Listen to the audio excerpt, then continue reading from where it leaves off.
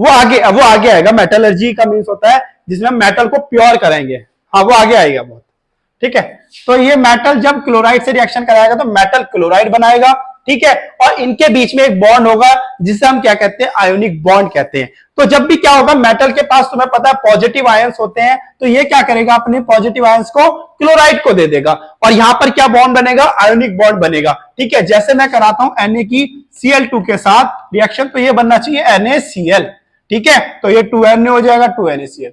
तो ये क्या बना हमारे पास, तो इसकी जो रिएक्शन होती है वो क्या होती है हमारे पास, आयोनिक रिएक्शन होती है। इसे हम आयोनिक रिएक्शन कहते हैं। किसे, जब भी हम क्या कराएंगे, मेटल की क्लोराइड के साथ रिएक्शन क्या कराएंगे, तो मेटल क्लोराइड बनेगा जो कि एक आयोनिक बॉन्ड के फॉर्म में बनेगा, ठीक है। जैसी Mg की कराते हैं तो Mg क्या करेगा, अपने दोनों इलेक्ट्रॉन को MgCl2 को दे देगा, इसलिए MgCl2 बन जाता है फॉर्मूला। ऐसी Al के साथ अगर हम क्लोराइड की कराते हैं तो ये क्या बनता है, AlCl3 बन जाता है। अब यहां पर बात करते हैं कि आयनिक बॉन्ड होता क्या है ये, ठीक है। आयनिक बॉन्ड क्या होता है, जब भी मैंने बताया था, जब भी तुम्हारा मेटल्स, कभी मेटल्स और नॉन मेटल की जब रिएक्शन होती है, मेटल और नॉन मेटल की रिएक्शन होती है, तो वहां पर एक बॉन्ड फॉर्म होता है जिसे हम आयनिक बॉन्ड कहते हैं, ठीक है। आयनिक बॉन्ड क्या कहा गया है इसे, क्योंकि आयंस प्रोड्यूस करता है, एनायन और कैटायन प्रोड्यूस करता है। तो जैसे यहां पर तुमने एक रिएक्शन पढ़ी है NaCl, तो अब मैं अगर इसका स्ट्रक्चर बना के दिखाऊं तो इसका स्ट्रक्चर कैसे बनेगा, अगर हम मेटेलिक स्ट्रक्चर, आयनिक स्ट्रक्चर बना के दिखाएं।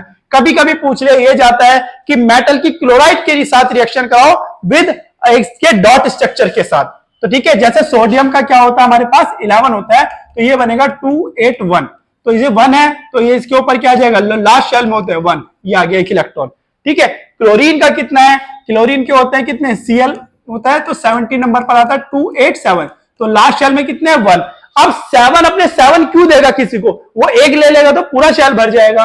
तो क्लोरीन क्या करेगा, अपने सारे साथ ऐसे लगा दे, 1 2 3 4 5 6 7, तो दोनों के हमने क्या लिख लिए, जो लास्ट में वैलेंस इलेक्ट्रॉन होते हैं, तो जो लास्ट में, जो लास्ट शेल में जो इलेक्ट्रॉन होते हैं उन्हें हम क्या कहते हैं, वैलेंस इलेक्ट्रॉन। अब इस वैलेंस इलेक्ट्रॉन से क्या बनेगा, आयोनिक बॉन्ड। अब देखो सोडियम ने अपना इलेक्ट्रॉन क्या दिया, क्लोरीन को दिया। जब इसने सोडियम ने इलेक्ट्रॉन दिया तो इसके ऊपर चढ़ जाता है Na+ और Cl के ऊपर आ जाता है -1, क्योंकि भाई Cl ने क्या लिया, सोडियम से 1 लिया, ठीक है, और सोडियम ने क्या दिया, उसे 1 इलेक्ट्रॉन दे दिया। तो इसलिए यहां पर क्या फॉर्म बना, एक आयनिक बॉन्ड बना, जिससे पता चल रहा है कि सोडियम क्या कर रहा है, Cl को अपना 1 इलेक्ट्रॉन दे रहा है और फॉर्म कर रहा है क्या, NaCl, जिसे हम क्या कहते हैं, आयनिक बॉन्ड। क्लियर हुई क्या यहां तक बात।